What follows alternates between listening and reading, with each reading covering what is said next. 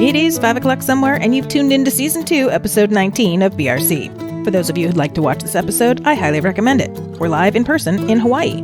You can view Season 2 on our website, YouTube, Spotify, and whiskeynetwork.net. I'm Kerry Moynahan, and in today's show, I visit Ko'olau Distillery on the island of Oahu. I'll speak with one of the owners, Ian Brooks, lead distiller, Olivia Babiec, and tasting room manager, Justin Rivera. I started my trip from Waikiki Beach on Route 61, or as it's also known, Old Paley Road. The journey is about 45 minutes from the beach to the distillery and has some of the most beautiful views on any highway I've ever driven on. So why am I telling you about the road I took? Stay tuned to find out.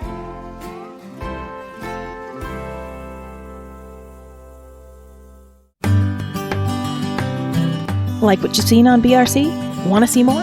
Experience more? And maybe even taste more? Then head over to our Ko-fi site and become a member of the Barrel Room Parlor. By choosing the copper level membership, you'll have exclusive access to videos related to topics discussed on the podcast and blog posts for members only. As an Amber member level, you'll enjoy everything from our copper level as well as various spin-off series including The Cutting Room Floor and Kindred Spirits. In addition, the Amber membership includes exclusive discounts to live in-person events. To join, visit www.barrelroomchronicles.com and click on Become a Member in the navigation bar. Or go straight to our Ko-fi site at ko-fi.com/BRC and click on the membership link. Once you've joined, you'll have access to everything your chosen level has to offer. You'll even be able to participate with the show by commenting on videos and other posts. Don't wait. Sign up today for exclusive content and event discounts in the Barrel Room Parlor.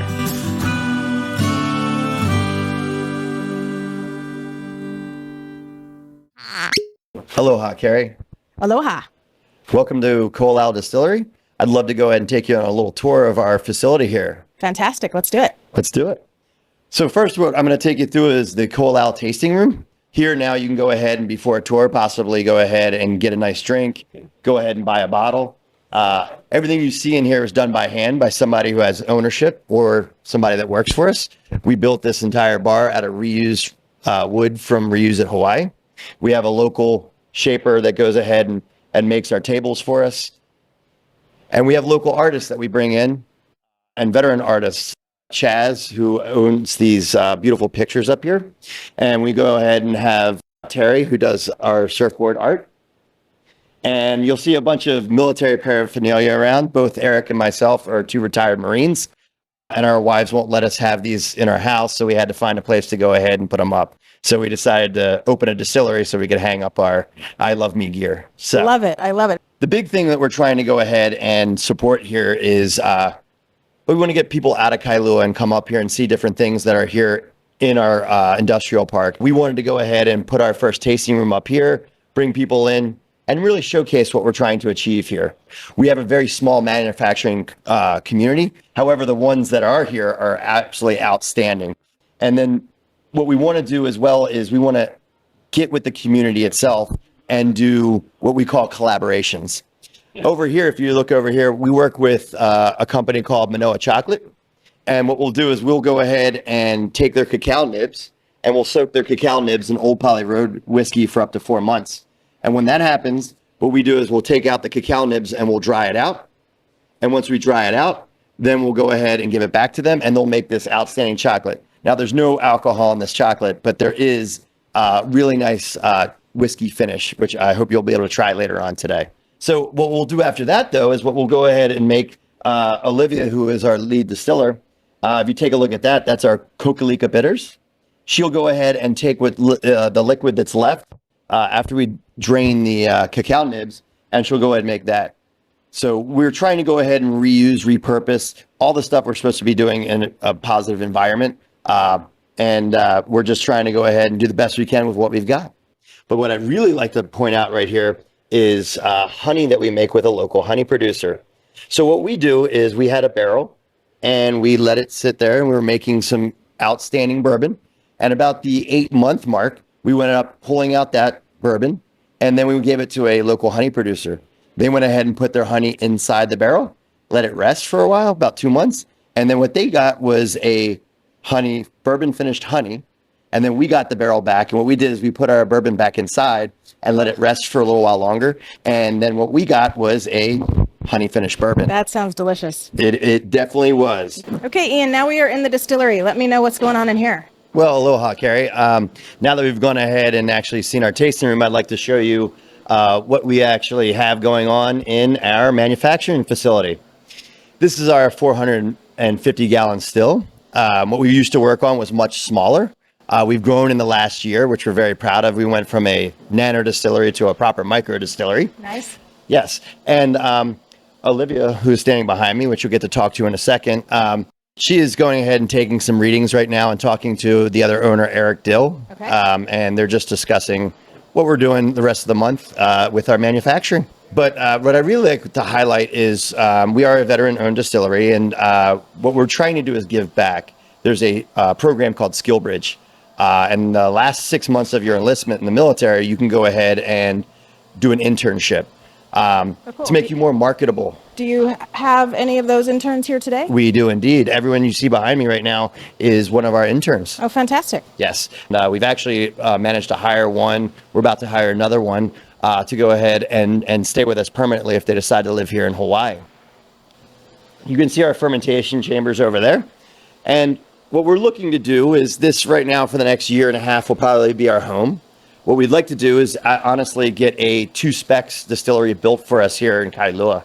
We're working with the industrial park to go ahead and actually make that happen, where we can actually pair a nice restaurant with what we're trying to achieve. Oh, wow. And hopefully that'll come up in about 18 months to 2 years. Okay, sounds good. All right, well, let's see if we can grab Olivia away from her readings to chat with us a little bit. Absolutely. Olivia. Yes. It's so good to meet you. You as well. If you ever watch the show, we highly promote women in whiskey because, you know, we're girls and it's a boys club. Yes. So I'm very excited to have you here today. Earlier, you took me on a tour of the distillery. Let's talk about what you showed me. So first we went and saw the big bad distilling pot still. Hybrid still. So tell me about the hybrid still a little bit. So it's a 1,500 liter hybrid still. We've been able to kind of use it to essentially its full capacity. We're still working out the kinks because we've only been operating on it it's been just about a year and a half now. So, you know, utilizing it for our whiskey runs, our gin runs. We're going to be utilizing it some for, you know, our Geneva, some vodka distillations as well as we keep working out the kinks. Pretty much really just trying to work on and see all it can do for us.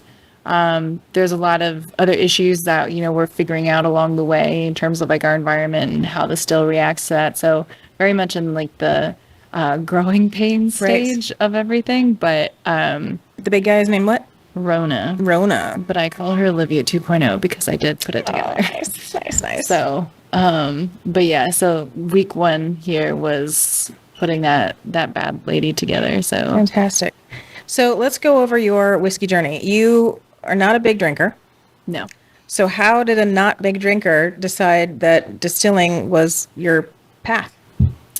I should also point out that I never thought I liked science either. And so Okay, I'm being blown away more and more by like, what are you doing here? yeah, so my mom would argue that I was always very good at science, but I wanted to go into hospitality management. I thought I was going to go into restaurants. And so I wanted to learn more about it. And then so where I went to school, we had an internship program. So where I interned, I really liked working with the beverage managers and learning more about the cocktails and the spirits. And so my senior year of college, going into that, I was like, you know, I want to cater more of my classes towards that. So, you know, I took the beer making course, the wine and spirits education and certification course, spirits and mixology. And then I was like, well, I still want to do more.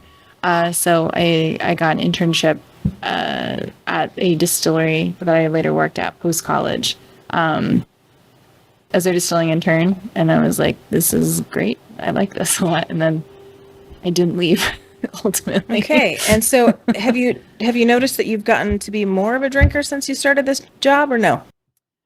I would say I have a very refined palate. Okay. Yes. The way that I look at not just spirits, but all alcohol though, is alcohol is an experience and it enhances an experience. It's not the experience itself. And so you have to use it to enhance your experience. So, you came to this distillery to kind of check it out, see what we do, and, tasting our spirits enhances that experience for you. So Yep. there's a time and place for everything. I like that aspect. I love the really intimate details of distillation and alcohol and being able to manipulate and create and come up with something new. It's probably more like the artist side of me, but I find it very beautiful, and I really enjoy that part of the science of it. So what's your favorite thing to make here so far? To make. Or what's the easiest? Well, let's back up. What's the easiest thing to make? What's the hardest thing to make? And then what's your favorite as a taster? I think they're all relatively easy to make. However, whiskey is much more labor intensive because there's several more steps involved. Gin, I was able to put a lot more of me into, but the distillation of gin is relatively more simple than the process of making whiskey.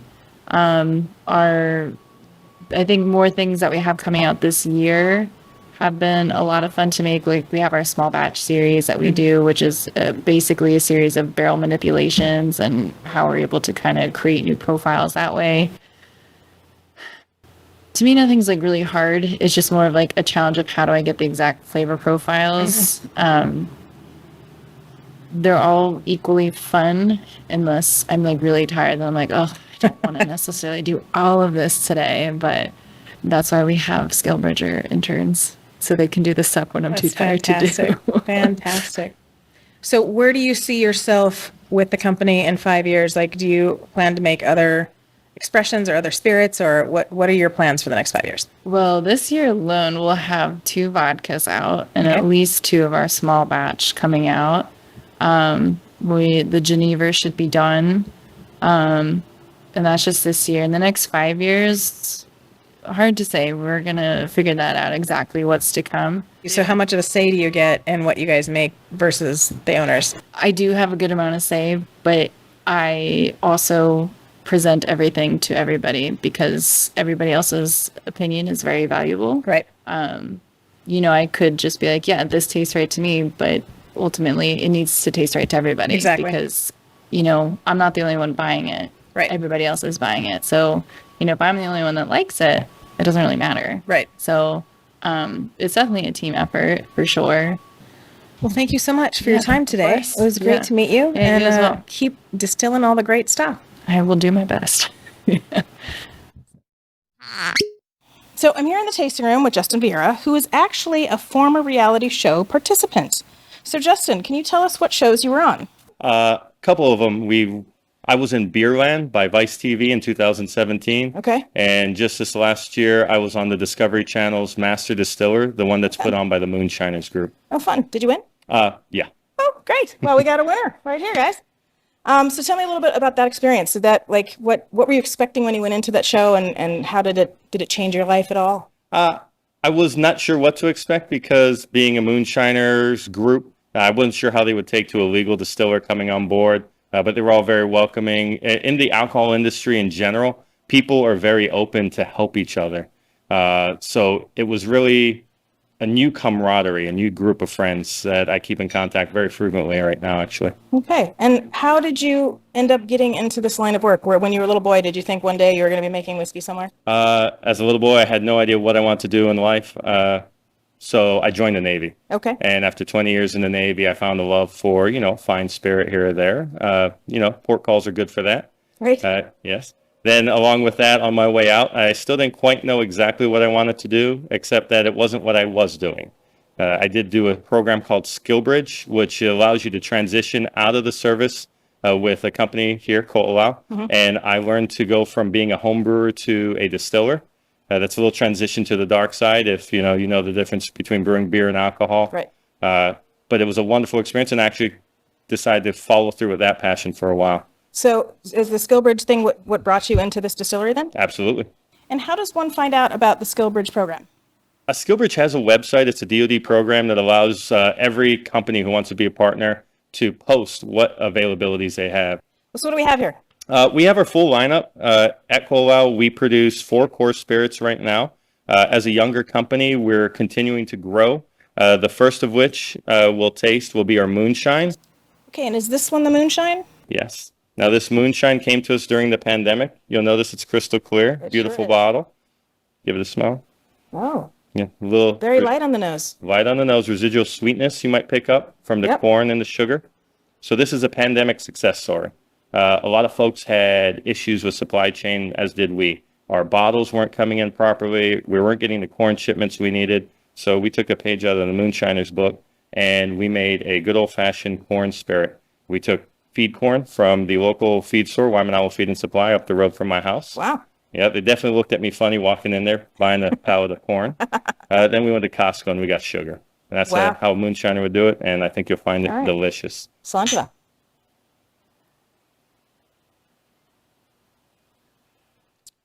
Woo! That is 100 proof, so it's That going to is hit you good. right in the crease. Yeah, but it's, I mean, even at 100 proof, it doesn't, it's not, it feels more like a 80. I like to call this surprisingly smooth. It is. Most people don't expect that beautiful Oh, smooth flavor. that's very, tastes very, and that's just from local ingredients from the feed farm. That's hysterical. Okay, what's the next one we have here? Next is our flagship Old Pully Road whiskey right here. This was our first spirit that we ever made at this distillery, and it is a bourbon mash whiskey. Okay. If you're familiar with bourbon, you know there's rules. Bourbon must be 1, made in America. Yep. 2, predominantly made of corn. And 3, aged in a virgin American white oak barrel, like you see in front of you here. Okay. Now, the key difference for us is that barrels are very expensive to get on the island, so we bet. use our barrels 3 times. Oh, That wow. first juice of the barrel is bourbon. Then the second and third is whiskey. We blend the second and third back in with that first juice, thus we are a American whiskey. Nice. All right, let's try that bad boy. Solange. Oh, wow. It's a very bourbony flavor. It's got a lot of corn. It's got some sweet tones on it.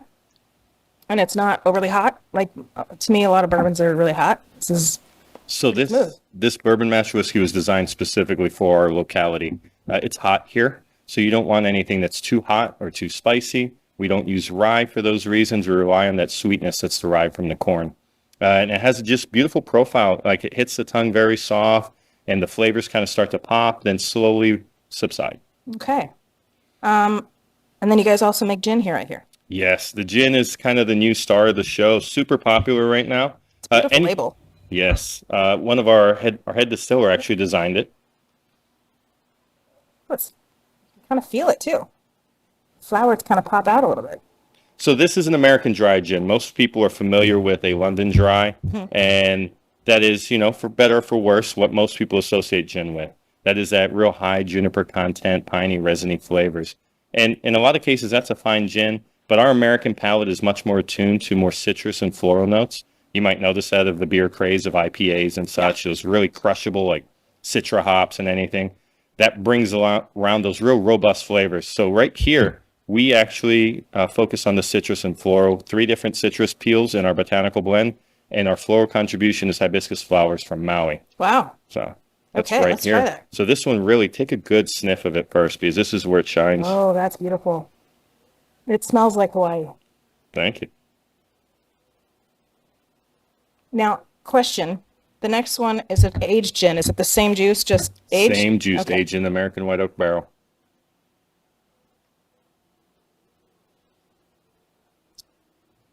That's the money right there. I've converted many a non-gin drinker with this. I bet. Wow. So it's juniper and the flowers and what else? The standard kind of gin cocktail or Okay. gin ingredients, you're going to have coriander, you're going to have your juniper berries, maybe some angelica root, things of that sort. Okay. So the only, the main difference then is the flower. The flowers and the citrus, honestly. That citrus blend is not really focused on in London dries. Wow. That's great. And then how long do you age the aged gin for? It varies kind of depending on the use of the barrel. If it's a first use or a second use, that first use won't take as long. The second use, we're going to age a little while longer. I get more floral notes on the Absolutely. unaged. So the barrel does kind of subdue a little bit of those floral notes, but it brings in that beautiful vanilla and caramel characters. So they're using the bourbon barrels for this gin? It's a brand new American white oak barrel and second use barrel blends. So we'll use some new barrels and second use barrels, and we'll blend that together. Okay. This is truly my favorite. Oh my God. So earlier, Ian was saying that he felt like it had a whiskey taste in it, and I can totally see that. It's kind of got a little bit of a leathery back end. Yeah, absolutely. Oh, I've never had a gin like this So before. This is great. if you think about what Hawaii does, we take multiple cultures, we're a melting pot. We take two things and make it one and make it better that way. So that's what I think we've done here. We've taken our gin and our whiskey. It's really that in-between point for a whiskey drinker to jump off into gin, a gin drinker to jump off into whiskey. And it's a representation of how we all kind of coexist together on this small island in the middle of the Pacific. We got to have some good spirits to share. Yeah. Bring us together. Fantastic. I think I'm going to be leaving with a couple of bottles of those. Too easy. We always encourage people to take bottles home, bring extra baggage, or leave some clothes at your local Goodwill because you don't need those at home. It's even got legs like whiskey. I mean, this is Absolutely. fantastic. So out of all of these expressions, this is your favorite? Mm-hmm. And before you were here in Hawaii and Navy, where did you grow up? What did you do? What I were your was born aspirations? here in Hawaii, but raised in Sure. Texas. That's right. So are you guys actually native Hawaiian, or do you have partially native No, Hawaiian? I'm Portuguese. Okay. The Portuguese people were invited to Hawaii to work in the sugarcane fields by the monarchy. Okay. And that's where my family comes in. I'm fifth generation immigrant here Oh, to wow. Hawaii. Okay. And we hail from the sugarcane fields, which is why when I did the TV show Master Distiller, I felt really comfortable bringing Pineapple Swipe, which is a plantation style spirit, to the national stage. It did get a little tweak when I got down there. And I found that everyone was really into these sipping creams. What it is just taking any kind of fruited spirit and mixing it with some sweetened condensed milk or cream of some sort. So we made pineapple sipping cream, and it was a real showstopper. Everyone loved it. So is this your creation? This is my and what do you creation. call it? A pineapple sipping cream. Oh, it is. That's what it's called. Yes. Well, all right. Let's take it. Right. Now, unfortunately, I am allergic to citrus, so I can only have Just a a wee bit. snippet of the sipping cream. Wow. Oh, that smells so good. See, I just love pineapple. Why doesn't it like me? Mm. Okay, hold on. Wow. I need to not be allergic. Okay, So this I don't is- care if I'm allergic. This is the only place you could get this pineapple sipping cream here at the distillery. So I always encourage everyone, come on in and grab yourself a little glass. I'm going to say you need to bottle it because this is great. Although it might not do as well bottled. It'll be fine. gonna be Most sorry sipping for that, but creams oh, are it's so good a year while sealed, as long as Okay. packaged properly, and usually about 6 months in the refrigerator. That's one of the best pineapple cocktails I've ever had. Well, what's that? I was a big pina colada fan in my 20s, especially when I went to Greece. They don't make it. It's not mixed. I mean, Okay. it's not blended like we do it here in America. It was a regular stirred drink, and they put a little cinnamon on top. They put a little sparkler in it. It was my favorite. And then the ingredients to make it, not in America. So I've never been able to duplicate it. And this brings me back to that because those are my two favorite pineapple drinks ever. Well, and if you ever try to make something with pineapple outside of Hawaii, you're going to fall a little flat. The pineapples are not the same outside. Here we have Royal Hawaiian pineapples. They're sweeter and less citric. So you might actually find yourself Maybe to that's have, why I'm okay. you might have So a little far, bit of okay. I'm not having a reaction. So good. And you're having a wonderful reaction. But not the kind where my mouth swells up and then I can't talk. Oh, this is really good. If that does happen, it's a good thing we're closing to the end of the episode. Okay, so what do you do here now? If you're not the distiller and you make these drinks, but what is your role here? So I've transitioned from being one of the distilling staff to the general manager of the tasting room that you see around you. It's probably, Beautiful, by the way, good job. thank you. It's the best kept secret in Kailua right now. We're the newest craft craft tasting room and bar here in Kailua. As the tasting room manager, are you the one who also comes up with all the cocktails that they serve here? Not entirely. Our bar staff is free reign to kind of experiment. We give bottles for them to take home and share with their family. Good. And that's where we got one of our favorites is the Moonshine Refresher. It's hog juice, if you're familiar. Oh, I like pop Yeah, juice. That's passion that's orange guava. I would just encourage everyone when you're here on vacation, come see us. We're Yes, more than do. just a distillery. We're more than a tasting room. We do tours because we're a younger distillery. We don't focus on history and heritage. We like to teach the science. So those tours could roll right into a nice evening having some cocktails here in the tasting room. Fantastic. Well, Justin, thank you so much. It's been Thank a pleasure. you. Pleasure. These are all great. And that That needs to be bottled and taken to my house, even though I shouldn't drink it. All right. Thank you so much. Thank you. I'm going to take this with me. I'm going to take this with me too. All right. So today we're going to make a classic old fashioned with a Hawaiian twist on it. We're going to use our chocolate bitters made locally here at the distillery and our macadamia nut pono potion, which is a macadamia nut simple syrup. This is essentially going to give you a chocolate macadamia nut old fashioned. And if you think about your time in Hawaii, you might have seen a special chocolate called Hawaiian Host. A lot of times those chocolate covered macadamia nuts. Now think about this as the cocktail of your choosing. So we're going to build this over ice, meaning you're going to take a glass and add ice to it. There you go. Don't worry if you spill a little bit. It happens. We're going to take some of these chocolate bitters. Give it a good spray right there. Follow that up with your pono potion, macadamia nut. And we're making 2 at one time. Then we're going to fill with 2 ounces for each cocktail of our Old Poly Road American whiskey. Old Fashions are known to be a bit of a heavy pour, so that's why we have 2 ounces. Everyone likes to taste that liquor.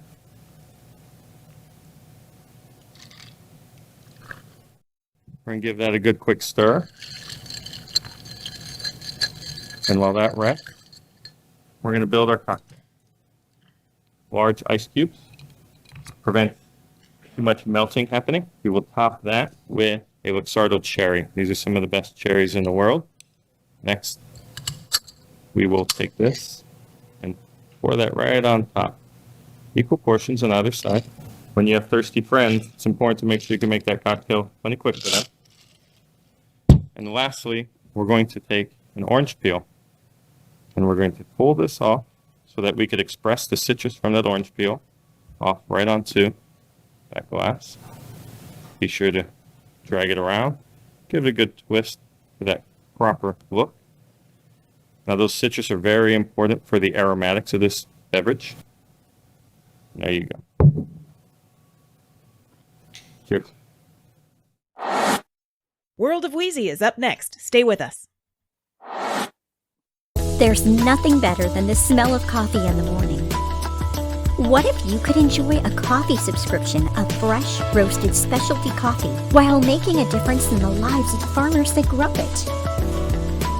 What if you also had access to a virtual coffee community of other coffee lovers and the coffee farmer and roaster? That's all part of the Farm to Cup Coffee Club subscription at Unleashed Coffee. Subscribe today. UnleashedCoffee.com.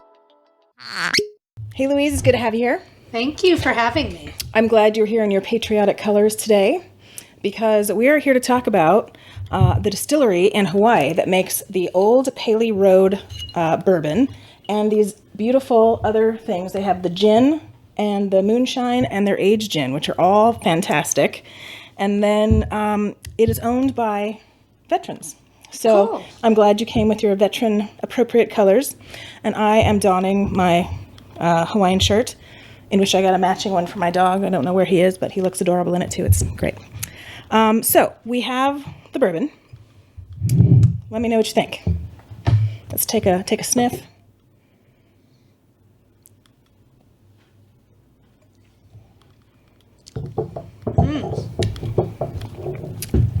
What do you think about that?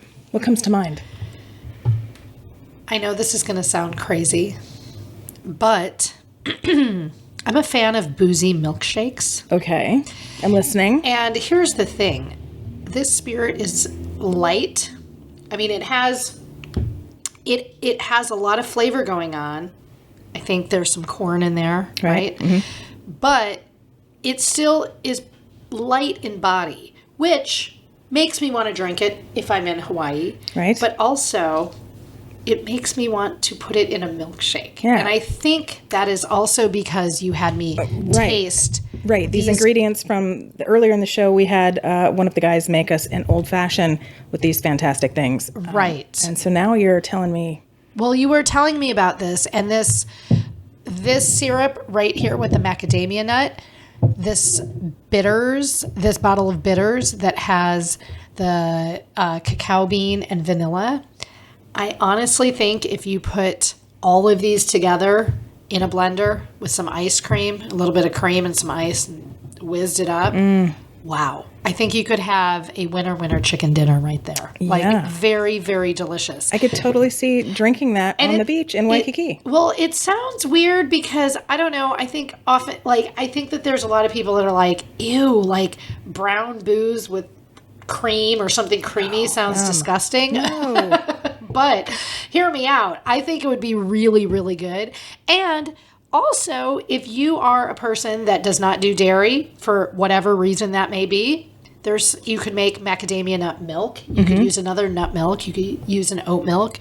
It would be really delicious as well. It's not going to have as much of a body to it, but one little trick that I do if I'm going to make a milkshake or something that I want creamy that doesn't have the fat of a cow milk or even goat milk doesn't have that much fat, but like that fat content, you can always drizzle oil in. You can, into the blender, you can actually add a neutral oil like grapeseed oil and it helps emulsify it. It doesn't add any extra flavor. It adds a little bit of fat. I mean, I guess maybe not for people if they're watching their waistline, but cold pressed grapeseed oil isn't bad for you. So, and that like gives you that unctuous mouthfeel that you would want. But that's how I would go with this. I mean, it sounds crazy and maybe I am crazy. I'm sure like my husband tells me that every day, but I think that sounds delicious and I can totally see that. I wish that I had talked to you while I was there because I totally would have had them do this because we were staying right at the beach. Yeah. And I would totally just go sit there at sunset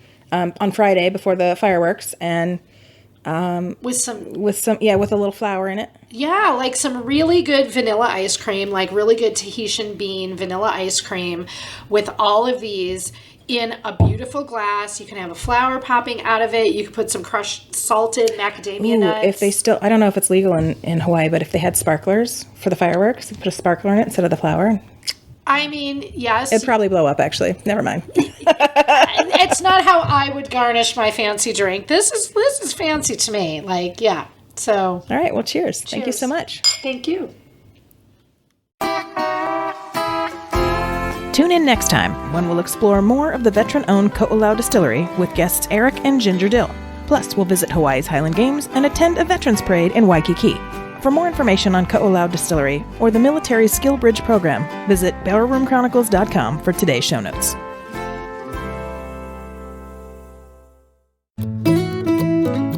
That does it for today's show. To read notes on this episode or learn more about our guests, please visit barrelroomchronicles.com. Want to interact with the show or have questions for our guests? Then ask them on our socials or send us an email through our website. Or better yet, leave us a voicemail on our website and your recording might be played in our new Speakeasy segment. If you like what you heard, please rate and subscribe to the podcast. If you really liked it and you want to show your support, buy us a whiskey through our Ko-fi site at ko-fi.com/BRC or become an exclusive member of the Barrel Room Parlor, where you'll get exclusive content not seen anywhere else. If you work in the whiskey or spirits industry or just have a deep passion for whiskey and want to share your spirits journey, register to be a guest through our website. Last but not least, please enjoy your spirits responsibly. Thanks for joining me. Until next time, Solanjava. Barrel Room Chronicles is a production of First Reel Entertainment and is distributed by Spotify for podcasters and is available on Spotify, Apple, Google, iHeartRadio, YouTube, Amazon, and wherever you enjoy your favorite podcasts.